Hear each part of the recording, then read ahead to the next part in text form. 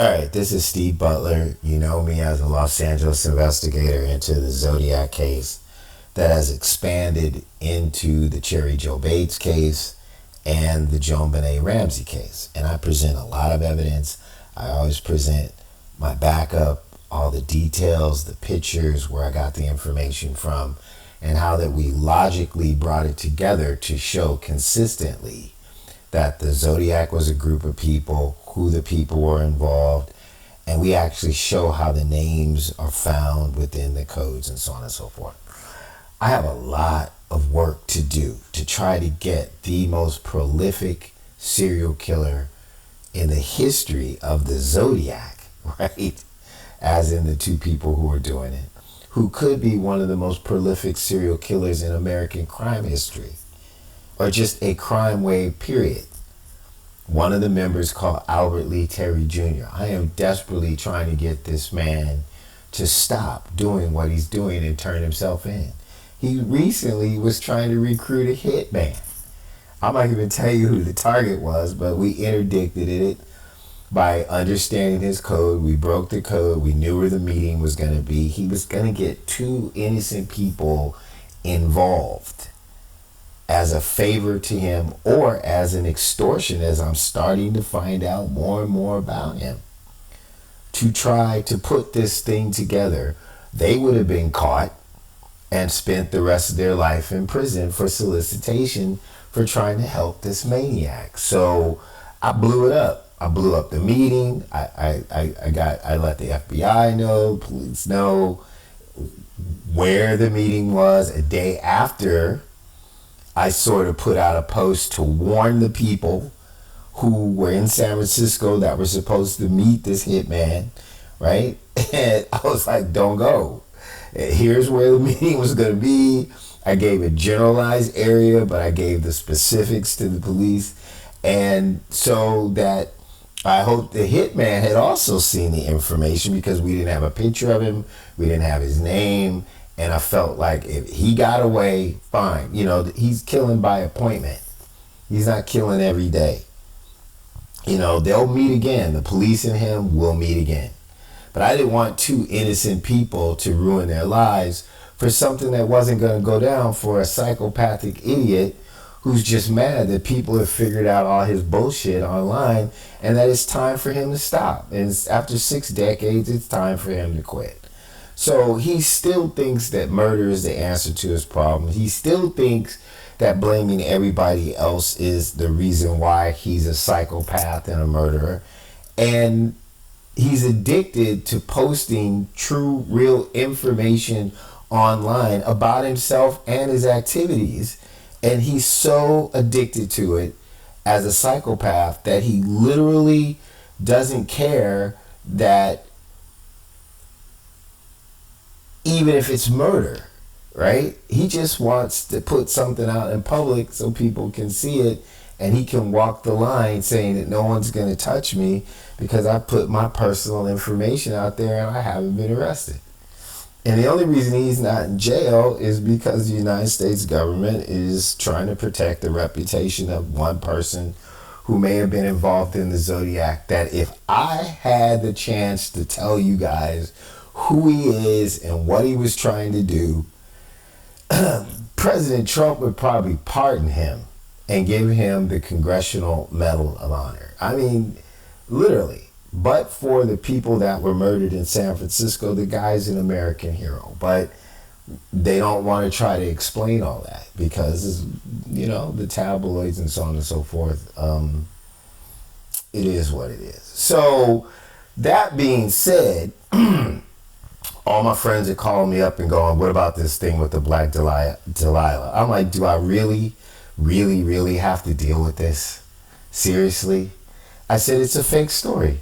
Don't worry about it. That's what they do. They put out fake stories when they see that the real information is coming out. I don't know if Albert Lee, as Richard Grenell and his connections, you know, with the British tabloids, got this story out there, or if the FBI got this story out there like they did the one with David Orchak and with the San Francisco Chronicle, who didn't, nice guy, didn't crack the Z340, right? I don't know who put this story together. But apparently the information that we were driving out in the public through Reddit was so intensely real in terms of the Joan Bonet thing that they just said the heck with it.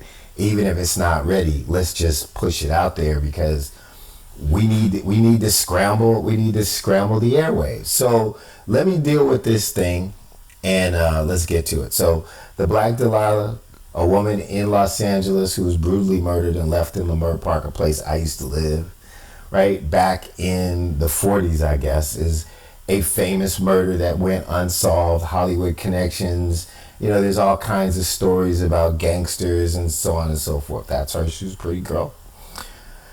And some person recently now has come out and said that there's a connection between her and the Zodiac, right? So it says that Zodiac Dahlia connection, the connection between the Zodiac killer and the Black Dahlia murder has been a subject of speculation and investigation for decades. Recent claims suggest that the same individual, Marvin Margolis, may have been responsible for both crimes. Alex Baber, guess this is the guy, an investigative consultant, has presented evidence that links Margolis to the Black Dahlia murder and the Zodiac killings using AI programs and cryptic clues to support his theories. It says the FBI and California police departments are currently reviewing Baber's claims, which include the use of census records and classic cryptography to support his findings. If these claims are substantiated, it could potentially resolve two of America's most infamous cold cases. So I guess today, if you just say AI, right, people are supposed to believe it. Ladies and gentlemen, this is just another white man with glasses. That's all it is. And these glasses were placed on him with like Photoshop. So when I was in college, right, I had a logic class, critical thinking and logic class. To make a quick story longer, right, like I do, I mean a long story shorter, it's 18-week class at USC. The final is half of your grade, right? So we go in, we get the test, and there's this paragraph of information.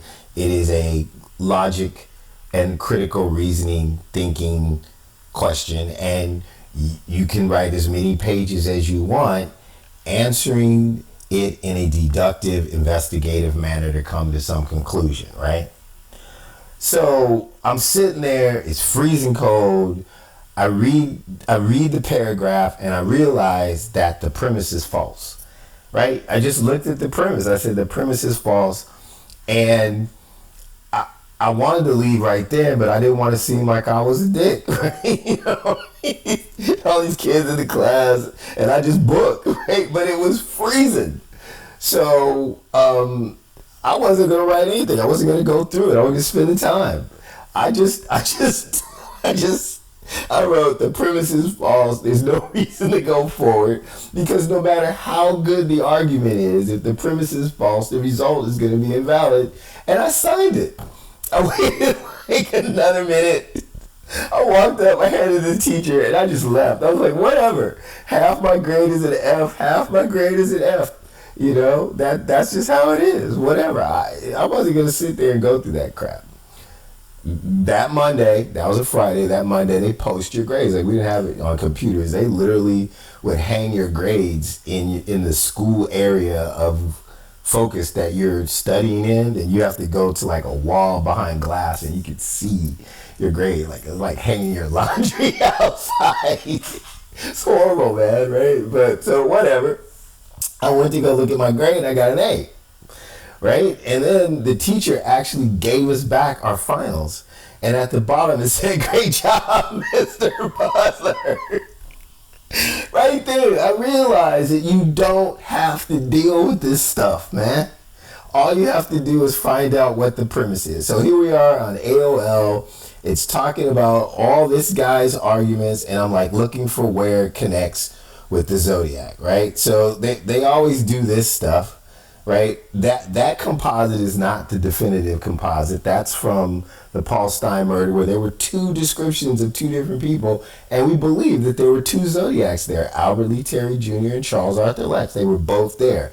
We think that Albert set Charles up, murdered Paul Stein, because he wanted Charlie to get busted because he was jealous that Charlie had got the girl, Ellen, who he ended up marrying, that Albert was obsessed with. And believe me, I'm starting to believe that that is absolutely the truth as I learn more about Albert Lee Terry Jr.'s personality and what he does.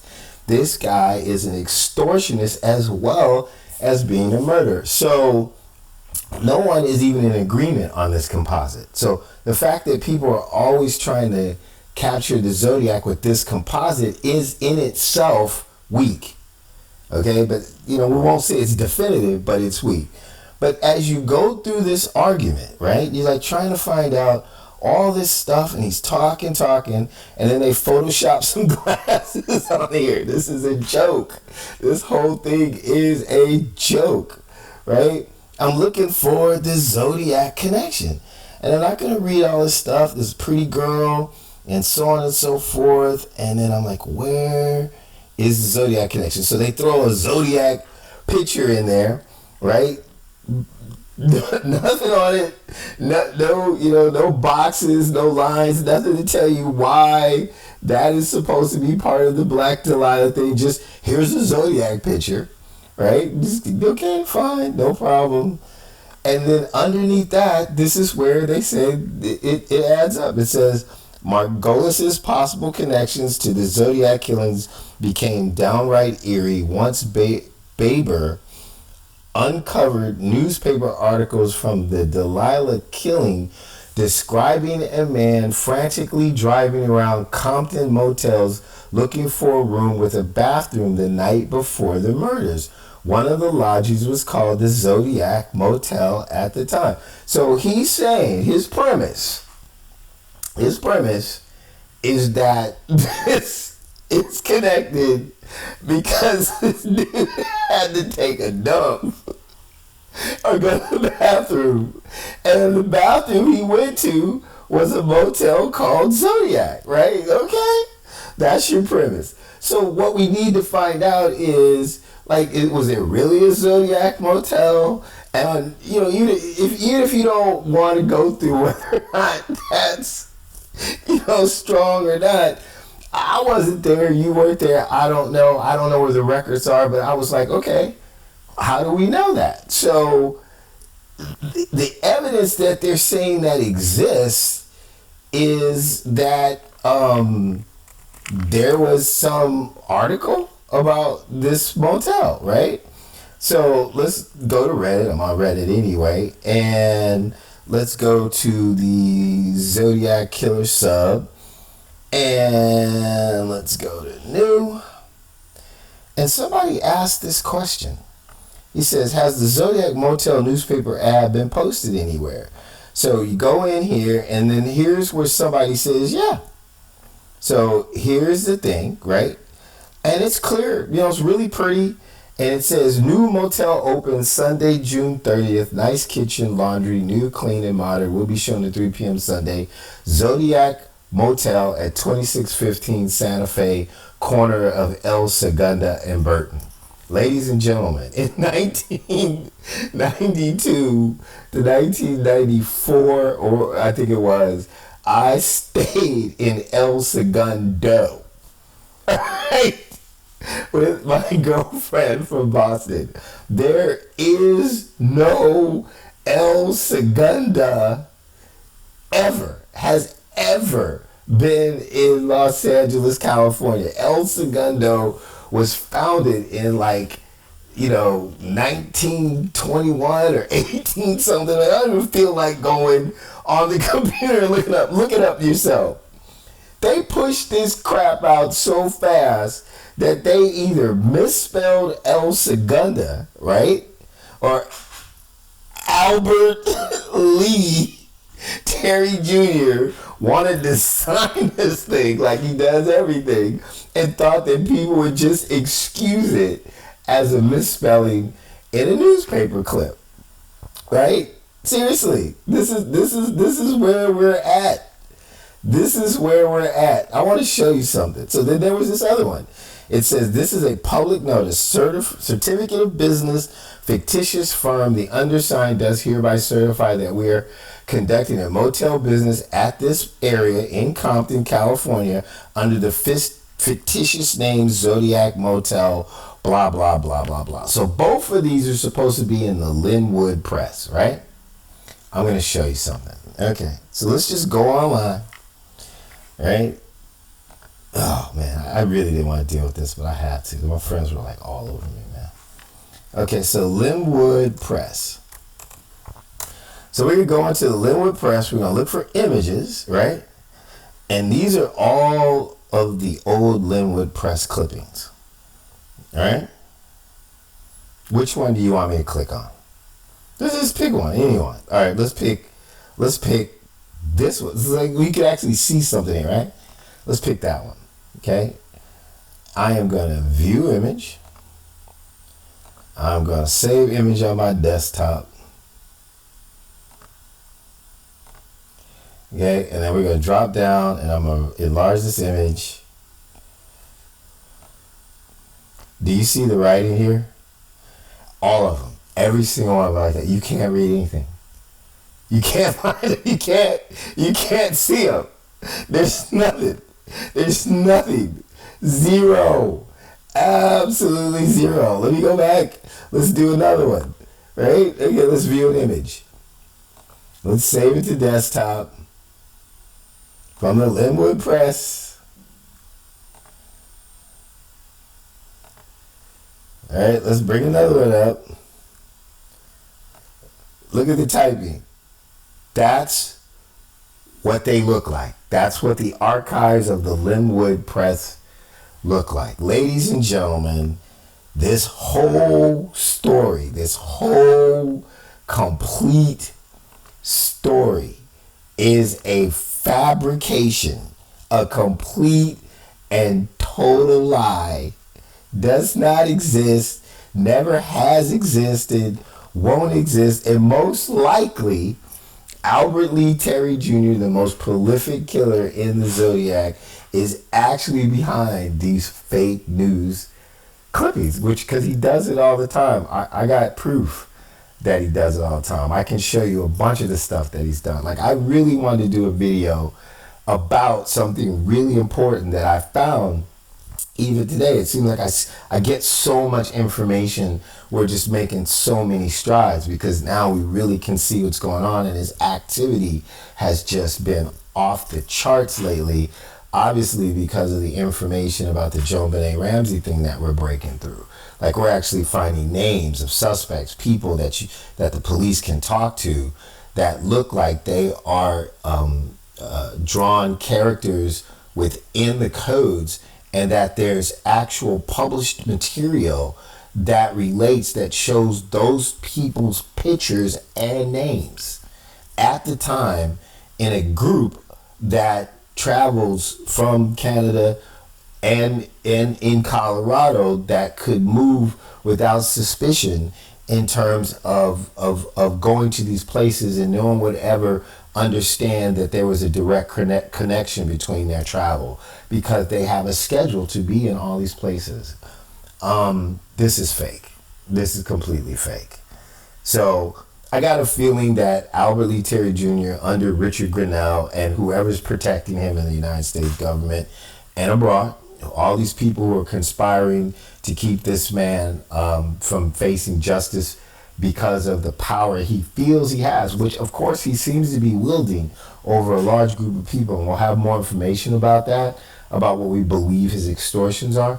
We found some recent information, like a letter that he posted that looked like it was returned from the post office. We found that he's done this before. Like he's done it in 2005, 2013. This wasn't new. We didn't know about this till we found it on one of the Reddit sites, and I immediately recognized it was an Albert Lee Terry Jr. production. And I thought that part of it was a phone number in British Columbia, right? I now believe that it's actually a bank account number at Bank of California. I can't prove it yet. I'm looking at the similarities, but I think Albert Lee Terry Jr. has been involved in years of extortion of his ex-conspirators with the knowledge that he actually has pictures of the murders. He has evidence of all the murders, and obviously he has the original documents, and he's had these people sending him money to stay quiet. That's just how low the sky is. So I hope that you enjoy this story. As I told one of my very dear friends who sent me an email message, and he said, man, it's a really cool story. I said, look, if you're a good writer and a good storyteller, right, you can weave an interesting story if it's not based on anything factual except your imagination. And you can make it really compelling. And if you just keep saying that there's no doubt in it, right? You keep telling that lie, people begin to believe it. The truth is harder because people are irrational. The things they do don't always make sense. It's an ugly process. And that's why it's taken so much time, and it's been so hard, and I have to put in so much work to convince people that what I'm saying is the truth. And ultimately, honestly, I don't know where all this is going. I don't know why I keep fighting. I'm fighting Albert Lee Terry Jr. I'm fighting the government, right? I'm fighting people who don't want their family names besmirched over all of this. And I'm also fighting myself, understanding that I'm in two places. One, I definitely want justice for the victims. Two, I would love to tell the part of the Zodiac story that could make you proud about some of the stuff that they tried to do. Not Albert Lee, he's a whole different set of circumstances, but what they were really supposedly about, right?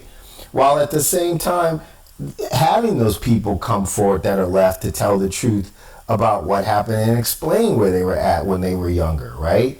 And let the public decide whether or not they think, you know what, okay, you made a big mistake, but we can forgive it. We can understand what was going on in the 60s and where you were at. And, do all this without trying to, make money off of it, which would destroy my credibility about all this, because that's all these other people are trying to do. So, I'm trying to do a business, and the government guys are calling my clients and telling them lies, trying to keep them from not giving me money, and they're telling them, don't call him, and tell them. My phone rings immediately. They're like, dude, they called, they're saying this, that, the other thing. Like, Steve's a great guy, he's honest, but what?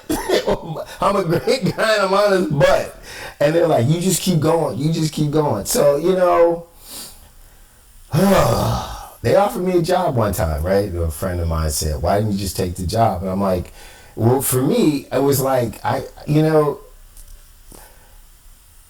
love my friends, but I would have never even thought of taking the money. It just doesn't even cross my mind. I'll be like, well, I'm trying to get to the truth. Why? It's not about the money. The money was to shut me up. How much money is, what is my integrity worth? It's priceless. It's absolutely priceless. You can't buy my integrity, right? I should be weighted in the value of my integrity, but in a world that seems to value nothing anymore, it's difficult to continue to fight this fight, right? When it seems like no one's going to actually appreciate it. That everybody just wants it to all go away. But you know what? There's a lot of people suffering. And this guy has touched a lot of people. And he hasn't stopped, right? He is taking lives, destroying lives. He's got people living in fear, all because of some psychological pit in the top of his head that moves away his ability for compassion and allows him to do things that normal human beings wouldn't do and never take personal responsibility.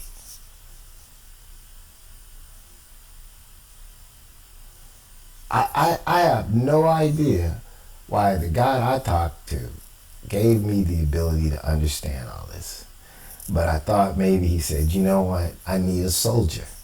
I need somebody who's not afraid, who's going to fight through it all And somehow I was going to make it at the end. I don't know how I'm going to make it at the end of all this. I don't know what tomorrow's even going to bring.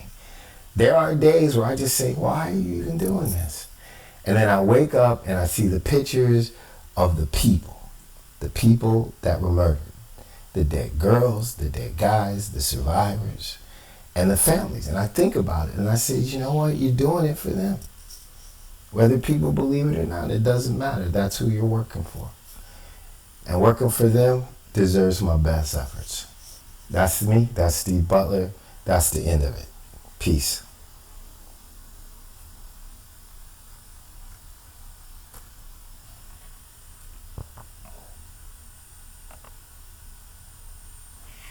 This is Steve Butler. You know me as a Los Angeles investigator into the Zodiac case that has expanded into the Cherry Joe Bates case and the Joan Benet Ramsey case. And I present a lot of evidence.